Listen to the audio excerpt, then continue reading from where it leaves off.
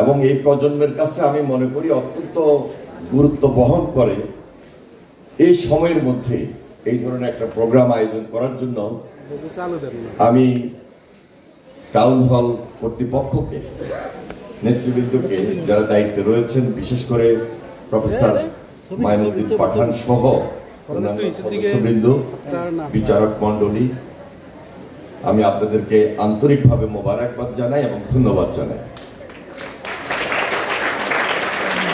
আর যারা অংশগ্রহণ করেছে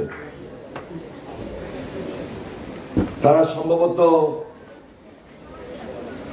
কলেজে যারা পড়াশোনা করে এবং স্কুলে যারা পড়াশোনা করছে সেই শিক্ষার্থীরা এখানে উপস্থিত, অত্যন্ত আগ্রহ নিয়েই তারা আজকে এখানে উপস্থিত হয়েছে এবং এই প্রতিযোগিতা অংশগ্রহণ করেছে। আমি কেন ব্যতিক্রম ধর্মী এবং ভিন্ন ধর্মী বললাম, এটা হলো বই পাঠ এবং উত্তর বা পাঠ প্রতিক্রিয়া এবং কুইজ প্রতিযোগিতাও এখানে রয়েছে। সবকিছু মিলে এটা জাতীয় গ্রন্থ কেন্দ্র এবং জাতীয় ভিত্তিক যে গ্রন্থ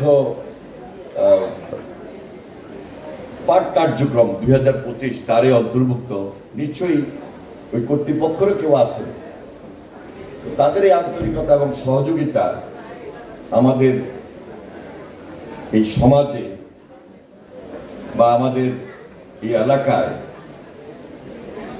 এই প্রজন্মের চাহিদা মোতাবেক বর্তমানে কি কি কার্যক্রমে অংশগ্রহণ করা উচিত, থাকা উচিত, সেই বিষয়ে তারা তাদের মতো করে যে অনুষ্ঠানটি দেশব্যাপী পরিচালনা করছেন, আমি তাদেরকেও ধন্যবাদ জানাই এবং অভিনন্দন জানাই। আমাদের প্রিয় ছাত্রছাত্রী ভাই এবং বোনেরা,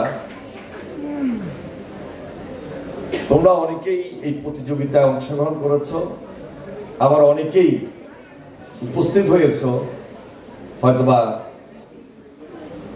অংশগ্রহণ করে দেখার জন্য। এখানে এই ধরনের প্রতিযোগিতা বাংলাদেশের প্রায় জেলায় অনুষ্ঠিত হয়ে থাকে। যেহেতু লক্ষ্মীপুর পাবলিক লাইব্রেরি এবং টাউন হল, এই পাবলিক লাইব্রেরি এবং টাউন হল এটি অত্যন্ত পুরাতন এবং ঐতিহ্যবাহী, এবং পাবলিক হল, পাবলিক লাইব্রেরি এখানে বলতে বোঝা যায় যে সবার জন্য উন্মুক্ত। এখানে যদি কোনো ব্যক্তি বা গ্রুপ ওয়াইজ কেউ বিশেষ কোনো বই পড়তে আসেন পাবলিক লাইব্রেরিতে,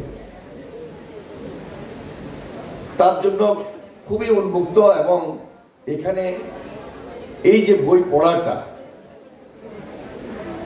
এটা সাধারণত আমাদের দেশে আমরা খুব একটা চর্চার মধ্যে রাখি না এবং পড়ারও চেষ্টা করি না। এই জন্য পাবলিক লাইব্রেরি লক্ষ্মীপুর জেলার এই পুরাতন এই ধরনের একটা